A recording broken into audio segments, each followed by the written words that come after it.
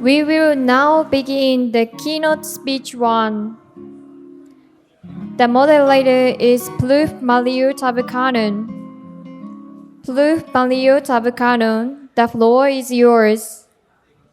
Distinguished colleagues, honored guests, members of the global RCE community, ladies and gentlemen, first of all, I would like to extend warmest greetings to all, and I wish you all a good morning.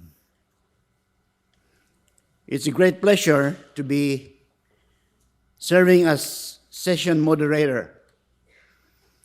My name is Mario Tabukanon, as mentioned, from the Asian Institute of Technology, and I am very honored and privileged to welcome you to Keynote Speech 1.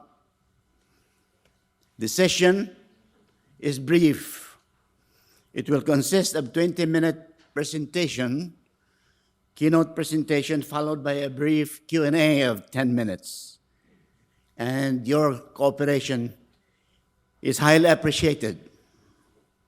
And without further ado, it gives me a special pleasure to introduce our distinguished keynote speaker, a man of distinction, a well-known personality in the RCE community, who I and many of you have known for as long as the RCE movement has existed.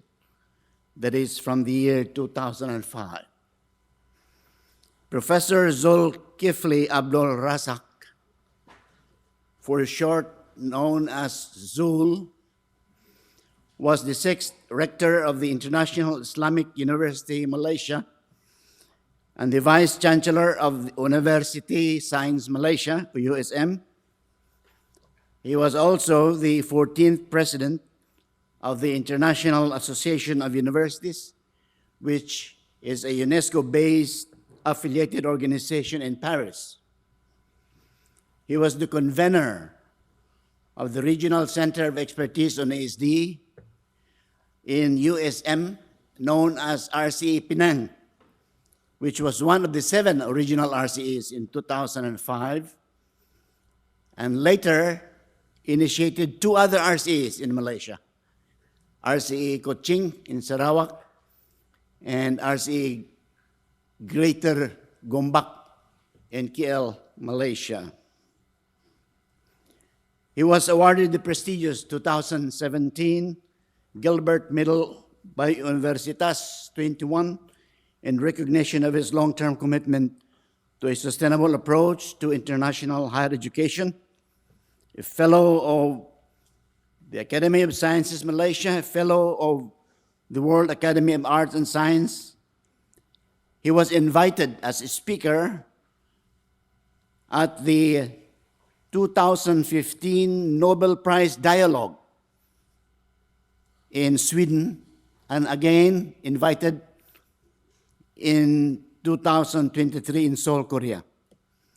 He was also invited to serve as an expert for the Futures of Higher Education project at UNESCO's International Institute for Higher Education based in Caracas. So under the overarching theme of the conference on rethinking learning for sustainable future, Zul will give a talk. He will give a talk on the 20-year transformational journey of RCEs and the Communiversity, which is, I think you all agree with me, a fitting tribute to the global RCE network as we celebrate the 20th anniversary of its founding. So without further ado again, may I now call on Zul to take the floor. Zul.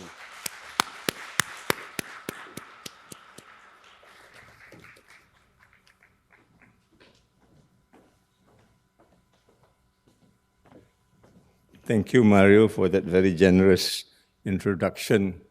It means a whole lot to me because all these things will not be here if it's not for the RCE in 2005. So Excellencies, distinguished guests, friends, brothers and sisters, and particularly students, let me thank of you for giving me this opportunity to share this journey of 20 years, which is not only transformational, but for me it's almost a miracle and a magical journey that not only transformed the university, but transformed me as an individual. So it is a very important milestone for me, and I would like to share this with you. And before that, I would like to also acknowledge the many people who have contributed to this, and I would like to mention a single name, which is the former rector of UNU at that particular time, Professor Van Ginkel. I remembered he asked a question to all of us, would the name university be fitting for sustainable development moving into the future? And most of us said no. The excess baggage of university then was quite different from what we want to attempt to reach, and therefore we say we will not use the word university, and hence he coined the word regional centers of expertise for sustainable development. And I'm glad he does that because we distinguish ourselves from the conventional university that is quote-unquote then unsustainable throughout almost. Yeah? Now we have reached a point where we need to reconsider whether RCE or whatever other names would be more appropriate for the next 20 years forward. Yeah? So thank you very much, and I will take maybe 20 minutes as indicated for my presentation, and maybe another 10 minutes for a Q&A. The word transformational to me is very important. When Mickey introduced what RCE is all about, the three words that I picked up then and until now, it has to be multidisciplinary, stakeholders. It has to be holistic. It has to be transformational.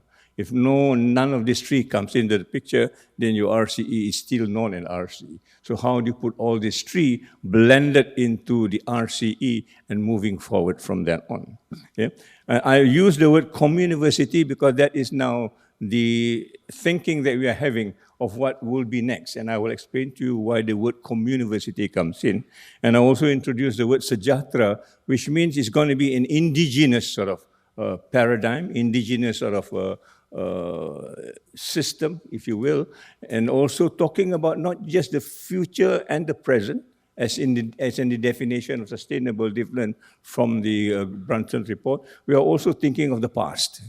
What is the past contribution? And this is where the indigenous value comes in. Ubuntu was mentioned for Africa. In Asia, we've got the word Sejahtera. Japan have got the word Ikigai, Kizuna. Yeah? And I was just told our friend in the Pacific, the Maoris, has got a word called Kiati Tanga, also means sustainable development. So sustainable development in its sense is not a new word. It does not come out 35 years after the report. It's been there for thousands of years. In our case, it has been there for thousands of years. And therefore, the lessons that we need to learn from those thousands of years is a lot more from just the 35 years that we have had. How do you bring this together to move on to the next phase of the sustainable development? I also want to record, as we celebrate this 20th anniversary, I want to recall there's another anniversary that we need to think about. This is the 80th anniversary of the bombing of Hiroshima and Nagasaki. That happens on the 6th of August, 1945 at 8:15. I'm close to this because my father is one of the survivors when he was studying in Japan at that particular time. He's in Hibakusha, and we have been talking about this since I was small. How do you talk about war in the context of sustainability? From the last 20 years, as far as I can remember, when you talk about sustainable development, war is not one of the things. And it dawns on me when I gave a lecture on the 6th of August recently, when you talk about climate change. We talk about climate change, and suddenly I read somewhere that climate change kills maybe a quarter of a million people a year. Yeah? But add on to that the war that we've been fighting. And nobody talks about war in climate change. No warmongers will say, let's stop the war because we want to stop climate change. How do you connect back war and climate change? Because war is one of the main factors that cause climate change, but nobody wants to talk about it. And war is going on now as I talk to you, as we have this small conference with maybe less than 1,000 people, but thousands of them are dying, thousands of them are changing the climate every minute as we speak today. So I want us to remind, maybe there's no time to talk about war, but I want us to remind ourselves that as we talked about sustainable development, war is one of the biggest culprits that we need to tackle. SDG 16, talking about peace. SDG 17, talking about partnership. Yeah? I was told that the students put up the last portal, the word Kyoto means collaboration. What sort of collaboration are we talking about when we talk about sustainable development? Where do you put war in this kind of factor at the end of the day? So I'm going to go very quickly with you what I have gone through in the last 20 years, a very personal journey, as it were. It may not relate to you, but try and understand where we are coming from. Yeah? Now, the bigger picture that I want to bring in, this is not something that is just happening 35 years ago, it happened centuries ago. We were in the Holocene era, the era that was supposed to be conducive for us to build civilization the way we have been doing for the last maybe 15,000 years, right? But now we are moving into an era called the Anthropocene era. This is an era where we destruct or dismantle our own civilization. Climate change is one of them, war is another one of them. And we are destructing this every day. You can see this now, how we deconstruct the civilization we have built. We call it by any other names that sounds progressive, that sounds technologically advanced, but at the end of the day, it is all about Anthropocene. We are going to destruct ourselves at the end of the day. And how do you look at this in a kind of a context where sustainable development need to be anti-Anthropocene as such? Yeah, I'm bringing this new jargon, hopefully, that we think about it as a bigger picture rather than just another 20 years or 40 years moving ahead. It's about changing the whole ecosystem. It's about changing the whole environment. The environment that was there, that was good for us, we just destroyed it because of something else and moving forward. And therefore, when we talk about sustainable development, to me, the word holistic, the word multilateral or multidisciplinary, and the word transformation becomes a very key, because this is what the whole system is all about as far as I know. Now, RCE was introduced to us, and it takes time to understand this, because the idea was very abstract. I remember Kofi Annan talked about how to reconstruct this abstract idea into something which is real. And we take a long time to understand it. By the end of the day, these three words still come back to us: multidisciplinary, holistic, and transformational. It is about the whole system, and this whole system is the one that makes us think. And from my own experience, we have now sort of bring it down to 7 steps, as it were, to understand what sustainable development is all about from our point of view. The first step, I think, from my experience and from many experiences that we've gone, is to break down the silos. All this RCE that I've created or founded is all about breaking down the silos. And now we have got 200 RCEs. How many of these RCEs are actually working in silos? How do you break this down? How do you make them together? How they can be holistic, multidisciplinary, and transformational? I think that's the first barrier that we need to overcome as an RCE itself. Forget about the non-RCE for a time being. For our case, it is fortunate that we've got another flagship, which is called the SDG. Then it was called the Millennium Development Goal. 8 goals. Even then, it's so difficult to arrive at. Yeah? But now we've got 17, which make it more challenging. And that is the platform that I think that all of us almost instantly understand and work together. And we have got identification from all this SDG, may not be all 17, but majority of this will be part and parcel of the issue we are dealing. So how do you then, among ourselves, in our case here, how the university break down its silos and work not as departments, not as faculty, not as whatever, but as a university as a whole? And once we find that the formula, we build the leadership or the flagship on it, then we need to move on how to bring this across to the community. I am a very community person in the sense that I think the community is the one that built the university. And therefore, we need to be responsible again to the university to help them also survive the way we have survived. And the COVID-19 tells me this. When all the industry closed down, when everything else but making money and looking for numbers are no longer relevant to us, who backs us out? Is the community. The community comes back and tells us what we can do together. And therefore, I think it's time to re-understand, or maybe then, redefine our position with the community. And therefore, community engagement was a word then. Now we are using the word community transformation, just to be in line with the RCE criteria, as it were. It is not just about transformation, it is about learning as well. So learning is no longer sitting in classes like this, but learning is more like what the children did in front of us. They do something, at the end of the day, they will post it to us, this is what we want. It is very experiential. They learn not only just by listening, they also learn by doing, and they also learn about working together in a kind of a community or a kind of a society, as it were. So this is where values becomes important.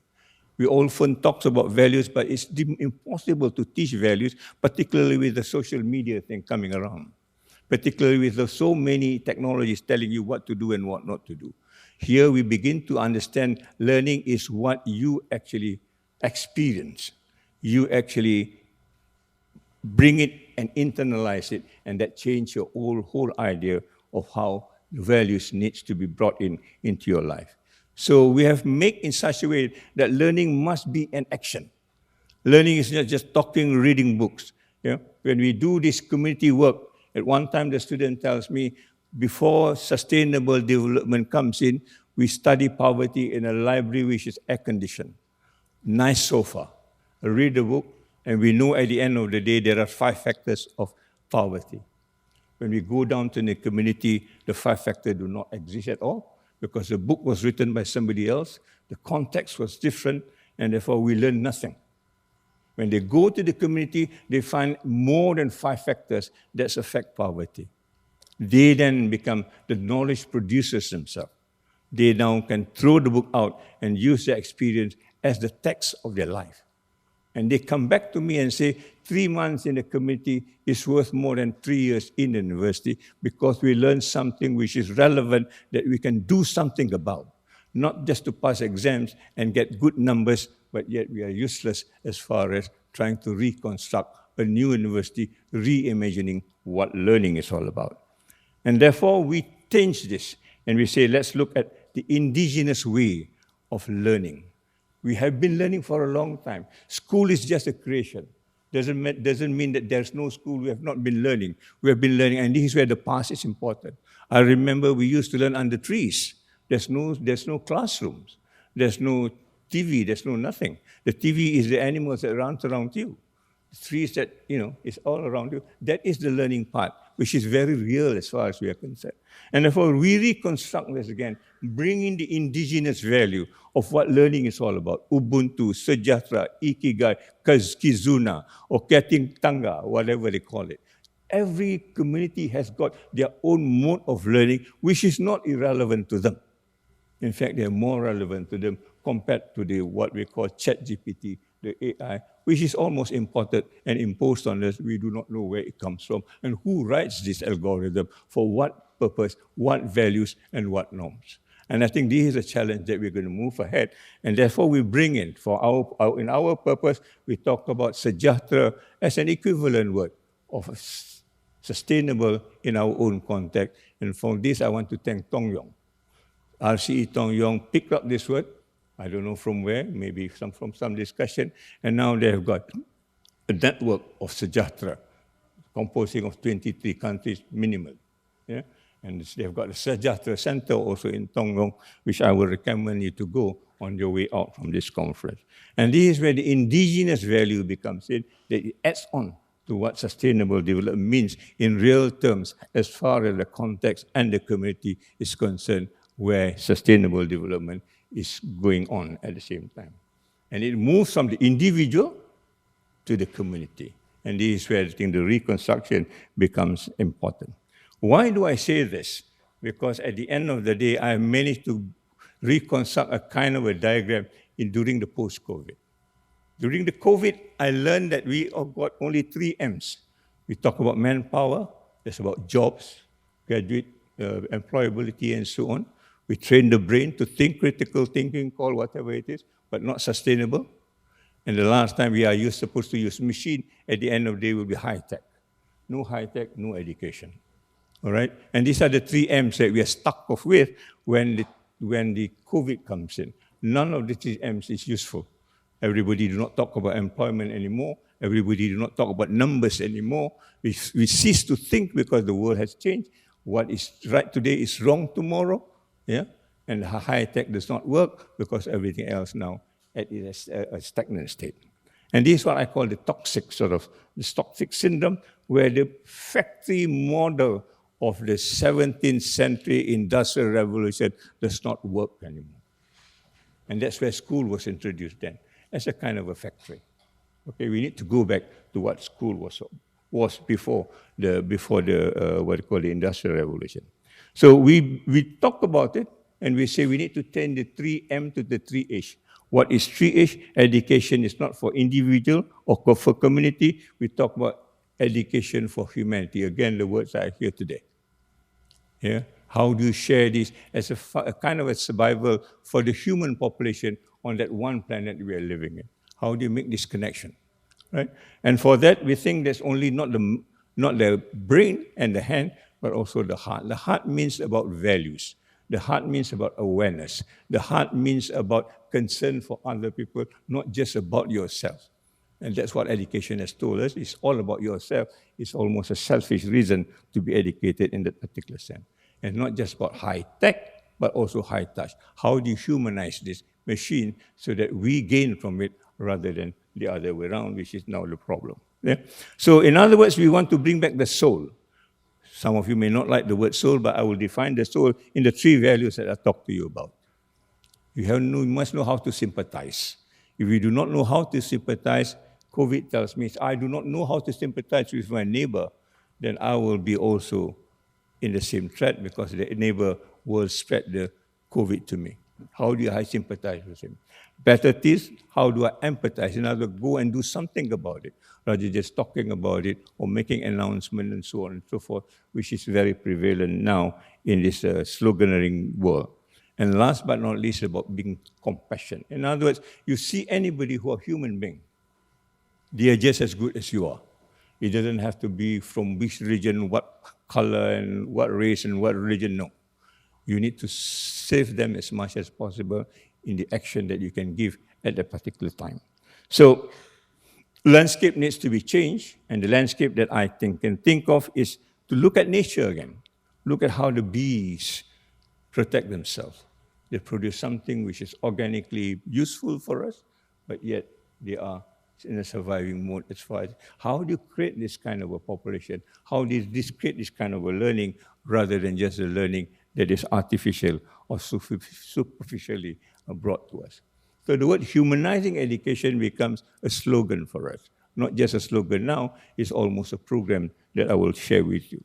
So humanizing education is about the future, bringing the total human being, the holistic approach that we talked about, the brain, the heart, and also the hand, which means the complete human person in understanding the UNESCO pillars, 4 pillars of education, the learning to be. Learning to be said that you need to educate the whole complete person, not just the hand or any parts of the body in that particular respect. Yeah? So let me go back to these issues that we are facing, at least in Malaysia. We find that education is a toxic place where at the end of the day, students are not benefiting emotionally at least. And these are now a problem in many parts of the world. Mental health, suicidal rate, anxiety, depression, and so on and so forth. We can talk about it earlier. So let me continue with this. If we talk about the indigenous education, we need to bring the 3 values. And to bring the 3 values, we need to have a kind of a roadmap. And the roadmap for us is how do we coexist? Not coexist in a stagnant state, but coexist in a very, very active state. And this is where we take the Sustainable Development Goal, your SDG, and humanized it. What do I mean by humanized it? Bring in the values that we are used to in our own context as something which is natural, part of learning, not imported from somewhere else, but sometimes we do not understand the context. And this is the macro part, which is the external part. But what is missing all along when we talk about sustainable development post-COVID is what I call the indigenous part, or rather the internal part of that kind of sejahtera, which is the human governance. In other words, how do you learn to actually manage yourself first before you learn how to manage other people. Oftentimes when we talk about managing, we want to manage other people, but we remain the same old person that is unmanageable in that particular set. The world is telling us this is not a lesson to learn. Yeah? So here you are. This is the old model. The new model we are proposing is bringing the other learning, what you call sight, which is the heart. By the heart means there is values of sympathy, there is empathy, and there is compassion at the same time. So it all comes together as a holistic sort of paradigm, and this is what I call the micro sejahteraan, which is the old understanding. And that has been there. In the context of the culture, the whole person is always there. In fact, there's a saying in my community, and as your community maybe, to raise a child, it takes a whole community.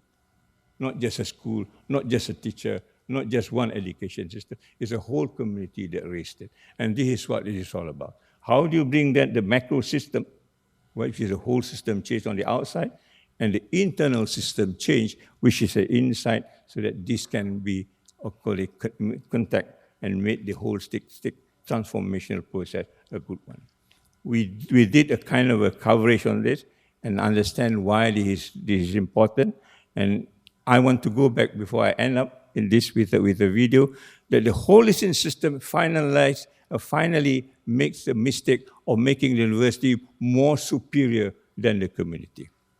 At one time, the community used to support the university. Now it's the other way around, and the community seems to be overloading the community in this particular aspect. So when we talk about the community change and how to detoxify it, I would then want to introduce RCE again, but in the context of the community, the way we have done it, so that we bring back the environment of education in its natural, organic state that is inherent to our values as a human person. The water there is to make sure that it is evenly spread. There's no education better, world-class, this is not world-class. I mean, these are utter nonsense. Yeah? And they're coming to SDG also. Times will say, this university is a good university because they've got 17 goals done. This university is not. Nobody can rank sustainable development in that particular sense. We need to find out that everybody be equitable. And this is where we are trying to work on this programmatic thing, how to actually measure sustainability in not a ranking system, but in every system, very different system that we are trying to work it out that I'll share with you. So we take the community, but we throw out the university as an overloading force, but then bring it together to level it up.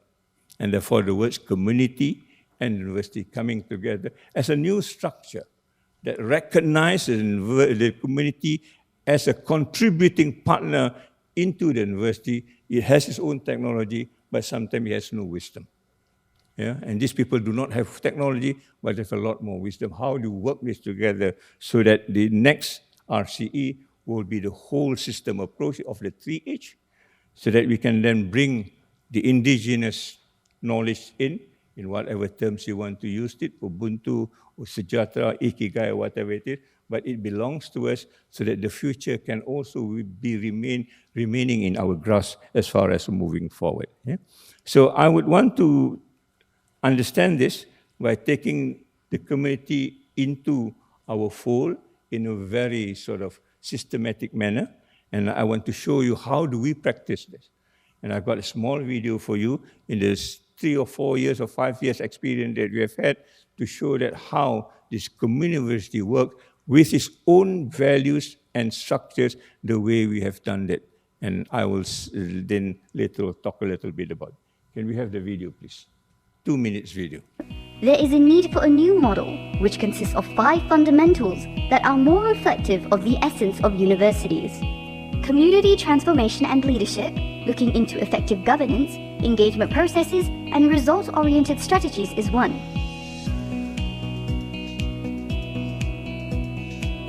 Institutional collaboration, with a focus on the 5 P's quintuple helix model, and working in the quadruple helix collaboration approach is another.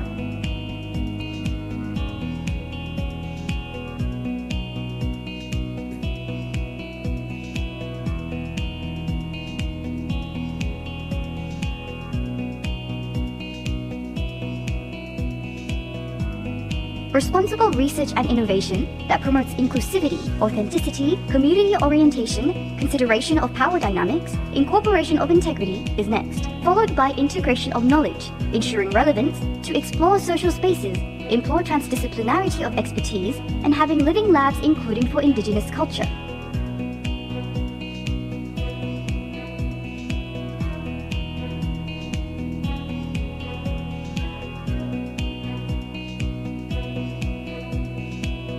And finally, sustainable entrepreneurship to produce social innovations committed towards sustainability. Communiversity has garnered the support of various academicians who highlight the importance of shifting our focus from previous measures to a new paradigm of social institutions.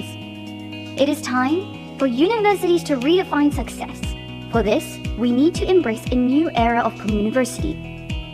Together, we can shape a future where universities are not just institutions of learning, but beacons of sustainable socio-economic environmental nexus of the future.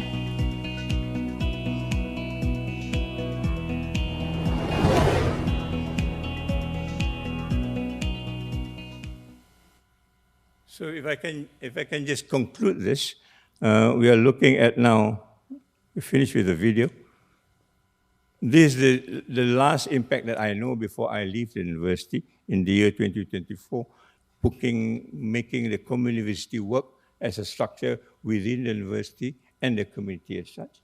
We are able to create real-world examples, in other words, solving real problems rather than theoretical ones. Yeah?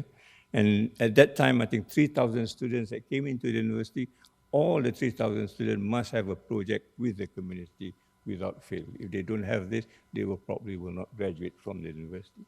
And the outcome, since we tried this during the COVID era, 2020 until 2024, the numbers are this. Yeah? There are more than 8,000 students involved, physically staying with the community, working a problem that is real for the community. I use the word responsible research. For us, responsible research means the community must be involved in the research from day one until the end. The community will tell us your research is successful because it solves our problem. We don't bring another PhD from somewhere else who do not know what's happening on the ground and say you are good, but yet we are not that good because you don't solve anything on the ground.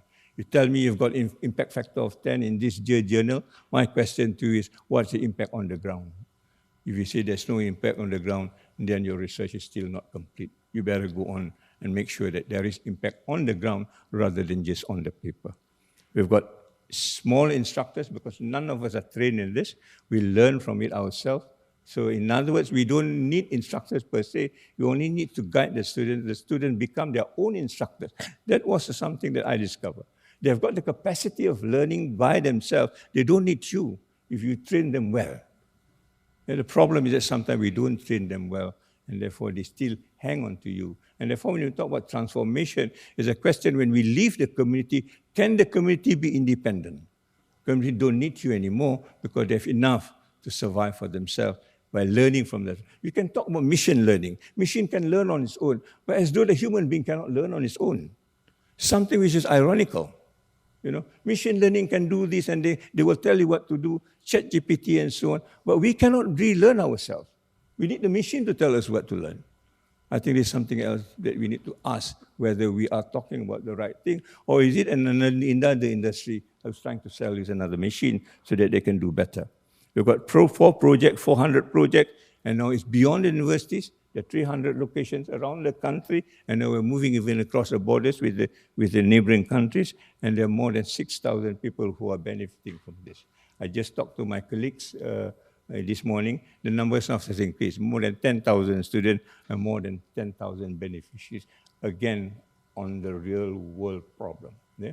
We've got awards here and there just to guide us that we are not missing the point, and one of the awards are the Green Gown International Award that makes us, feel a little bit, worthy in the context that we are doing. So this Communiversity is what we are trying to do and bringing back the past as we go along, moving forward.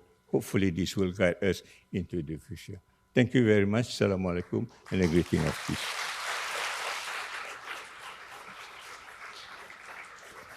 Pluf Maliu, Pluf Dzulkifli Abdul Razak. Thank you very much. Next, we will move on to the plenary session 1. Please remain seated while we prepare the stage. Right. I have a bad news for you. We have no Q&A because of the time limitation. But anyway, on behalf of the audience, Zol, let me say thank you for your invaluable insights into the evolution of the RCEs and how it relates to the Communiversity paradigm, and also according to the steps, developmental steps that you outlined, and bringing in the indigenous dimension. In your case, it's Sijatra. Yes. In other localities, it will be different, but it is indigenous. So we thank you so much. My pleasure. And again, I'm sorry that the Q&A has been canceled. Thank you. Thank you. My pleasure.